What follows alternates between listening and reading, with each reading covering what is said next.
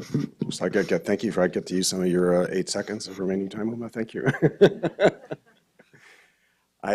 Thanks very much for the opportunity to talk with you today. If we could go all the way to the top, that'd be great. Thanks. I'd like to present to you a little bit about what we do at Group Health and how embedded research at Group Health works for the institution.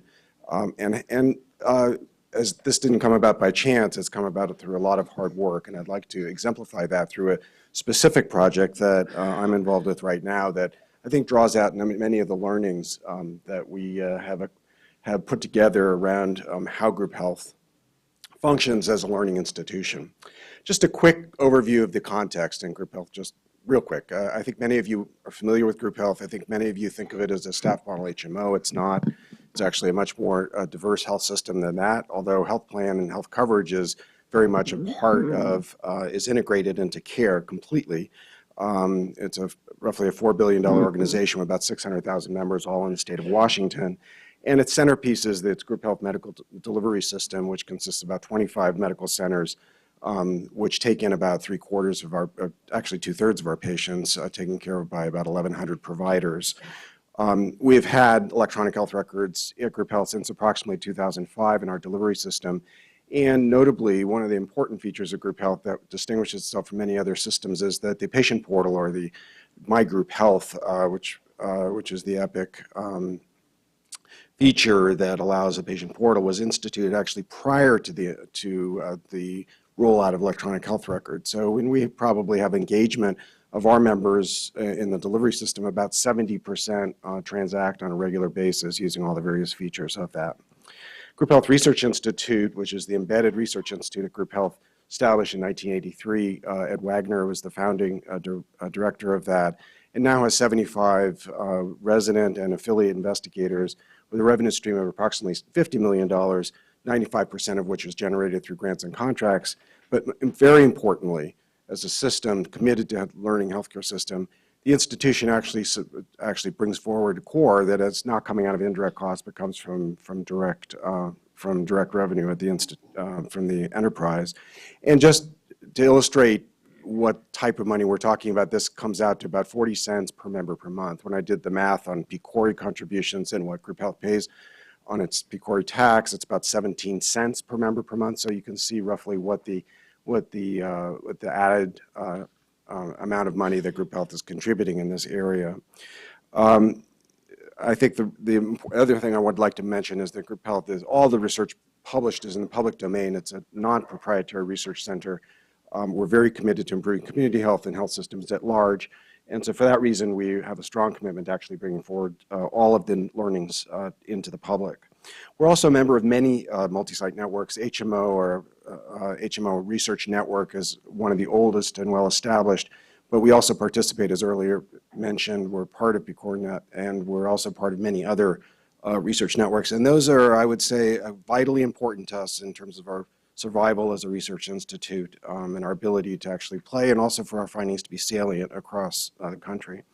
So the title slide said we do practical research, and this is our new tagline that I just thought I would make sure that I hammer in courtesy to Eric and others. But I think it's important to understand that Group Health has a long history of doing practical research.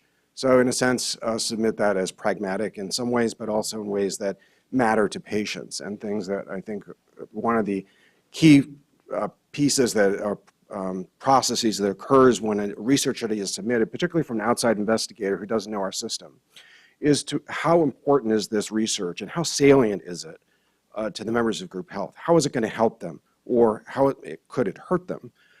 Goes through, and this is separate from the IRB process, but it's an important process to understand what not only are the patient's interests in this research, but also what are the enterprise and business interests, and to carefully dissect that before moving it forward to the IRB.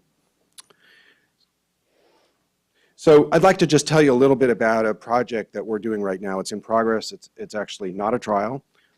This is an example where a trial was not possible, and I'd like to illustrate for business reasons why it, clearly was not possible. But it's also a trial that we're living through right now, and I thought might be of interest to sort of dissect and share with you a little bit. This is a trial. This is a study that resulted from an initiative that came from the CEO. This was something he was very passionate and interested in about, and wanted to really understand what the basis was for this new buzz about value-based benefits. As part of the value-based purchasing initiative, as you know, value-based purchasing includes in that the design of value-based benefits and health plans that actually vary cost shares and provide incentives to patients that have real meaning to them and that can potentially engage them better, improve the adherence, and also potentially even reduce overuse. And the question is, why do we have this sort of standard approach to cost shares that ignores the potential value of services that are delivered to patients? Does it really make sense that we charge them the same for every drug when we know that some drugs have much greater value than other drugs? Do we want to promote better adherence? They're actually reducing those copays down to zero, for example. And it isn't just about drugs. Value-based insurance design came initially promoted heavily through channels in part to promote medication adherence, but also we took actually another few steps into looking at reducing cost shares for actual visits. We dropped cost shares for mental health chemical dependency visits to zero. For our patients, we took out cost shares for chronic care visits to zero for 3 patient visits a year, in part to use behavioral economics to induce better engagement and better health care. I want to mention this, that GHRI was involved in the design of the plan. That was critical. Part of it is my role as a medical director and also as an investigator. I could bring together other people from GHRI, and the importance of having those ties can't be understated for a system like ours, and being able to bring those people to the table, but also make sure that they're trusted. We also, in that process, were able to bring forward the best evidence in the design. But I think there's some other things I wanted to bring out about that design process. We were clearly well positioned to evaluate, and this was a terrific research opportunity, given that we were about to embark on a natural experiment. But timing was critical. The outcomes of interest for the organization were primarily health status and also workplace productivity, reflecting the diverse stakeholder viewpoints in terms of perspectives, in terms of what those outcomes really should be. Cost, utilization, quality were actually more secondary outcomes. What we really mattered were, did people's self-reported health improve? Did actually the enterprise gain improved workplace productivity as a result of the institution of this plan?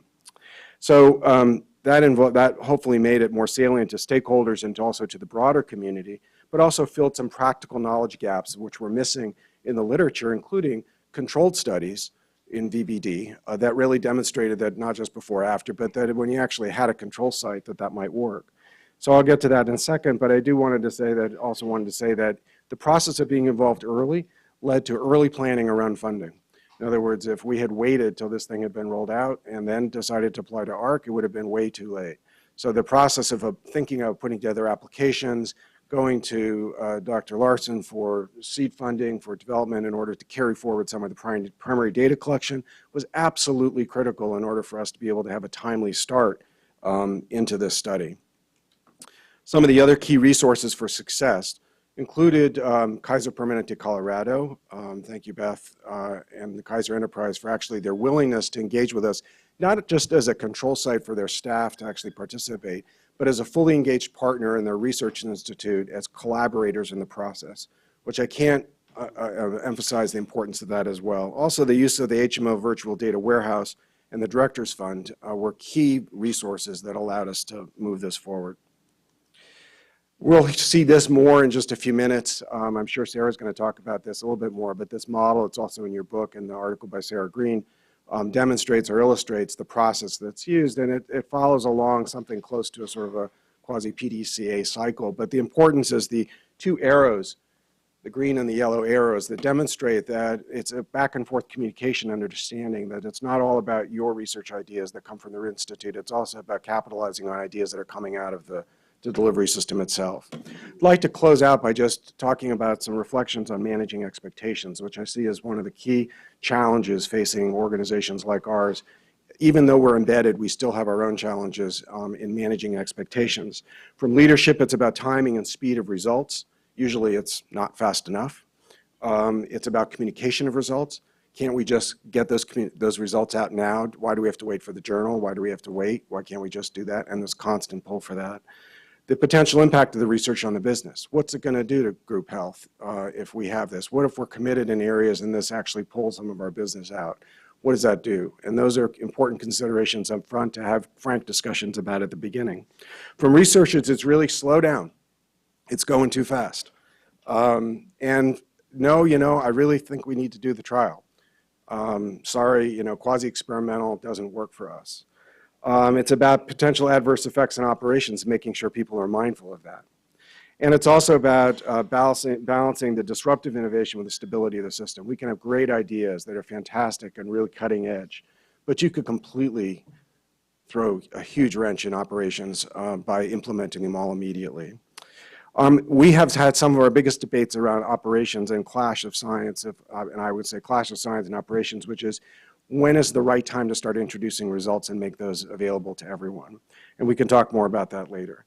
But I think some of the key thing that we understand is the early engagement of stakeholders, including the patients, including the employees in our case, from the very beginning, and sharing those results and sharing interim findings, even if they're very tentative, is an important part of that process to make it successful. Thank you very much.